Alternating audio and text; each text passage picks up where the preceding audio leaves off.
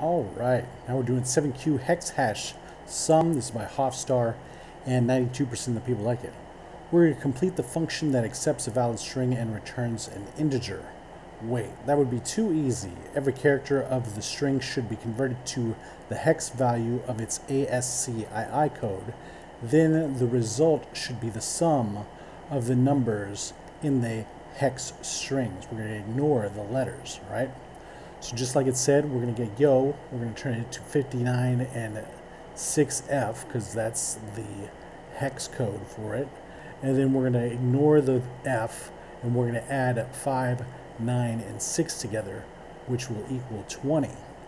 So we got some stuff we got to do on this one. So let's say const here, because we're going to use concise syntax. We're going to have hex hash equal code. And then we're going to say an arrow right here. So we're going to say console.log so we can easily test it as we go. And we're going to just start. So we're going to say code. First thing we need to do is turn this into this. And we're going to use the replace method to do it. And the replace method returns a new string with one, some, or all matches of a pattern replaced by a replacement.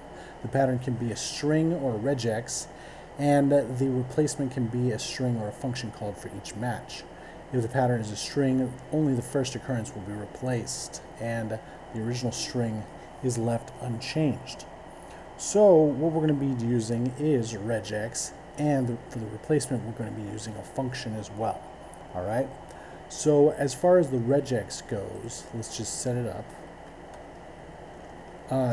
Dot replace. As far as the regex goes, what we're going to use is this character class down here, the period, which matches any single character except line terminators like these. Alright, so we're going to say period, but we got to go to more than just one, so we're going to also have to use, where's this one? We're on the regular expression page. We're going to come all the way down here to the global search flag right here and put a G there so it looks up more than one. Alright, so now we've got that, and as far as the function, we're going to say element,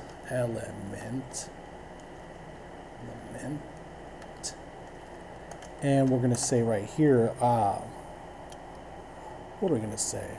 We're going to use the charcode at method, which, if you don't know about that, it returns an integer between 0 and this number, representing the UTF-16 code unit at the given index. So we're going to say element.charcode at. Let's test what it looks like so far. Alright, now it looks like this, which I guess that's cool. And then we're going to change this into hexadecimal, which we're going to use the number.prototype.toString method, which returns a string representing the specific number object. And like this one, it uses 16. That's all we got to do. We got to just use whatever .toString and then the radix. So we're going to say .toString and the radix right there. Now let's test it out, see what it looks like. Alright, now we're getting somewhere, right? And that looks like this one here. So now we have to replace the F with nothing, okay? So we're going to say down here, we'll just start another one, .replace. And right here we're going to say some more regex. Might as well put the global there too. And for this one, what we're going to replace is another character class. We're going to use this capital D, which matches any character that is not a digit. So anything that's not 0 through 9. So we're going to say backslash capital D, and that should take care of that. And then we're going to replace it with nothing, just an empty string. So let's test that out, see what it looks like. 596. Now we're getting somewhere. But now we have to split this up, right? We could use the split method, but I'm not cool with that no more. I'd rather use the spread syntax, which allows an iterable such as an array or string to be expanded in places where 0 or more arguments or elements are expected. So all we got to do for this one is wrap this up in right like that. All right, move this one over a little bit, and we're going to say ... And there we go. Now let's test and see what it looks like. It should be these with commas, just like we wanted. All right, and now all we got to do is do the reduce method on this, so it adds them all together. All right, and if you don't know about the reduce method, let's come on over here.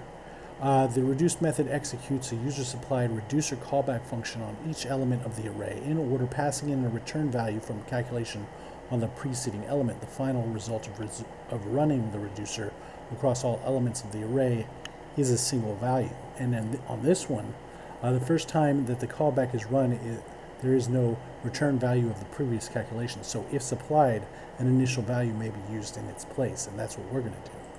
So we're going to say right here, after the brackets, we're going to say dot reduce.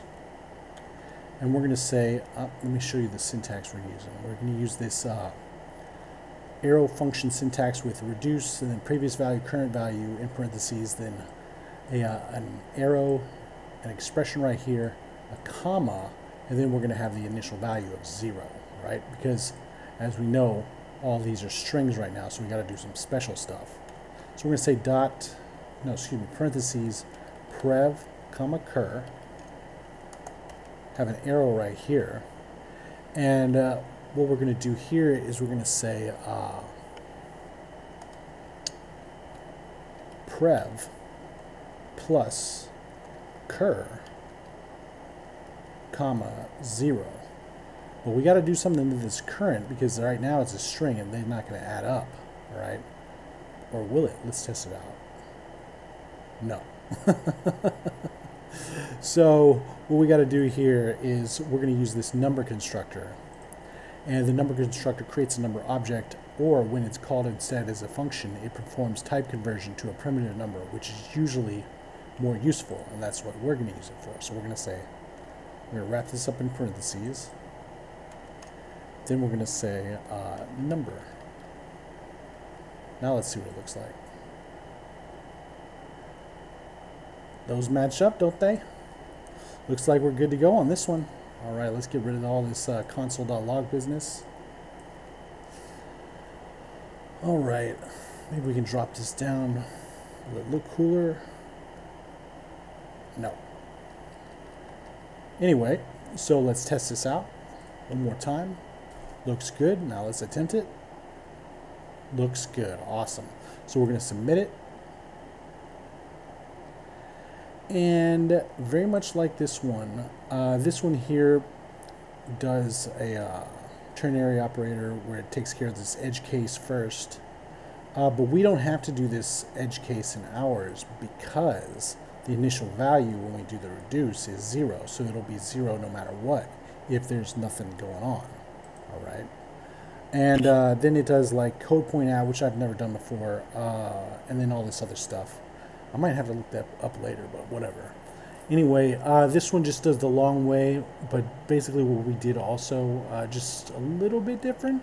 All right, it's got the splits instead of the, what was it? The spread syntax. And I mean, we could go on. So best practice here, already very liked it, and we'll see you next time.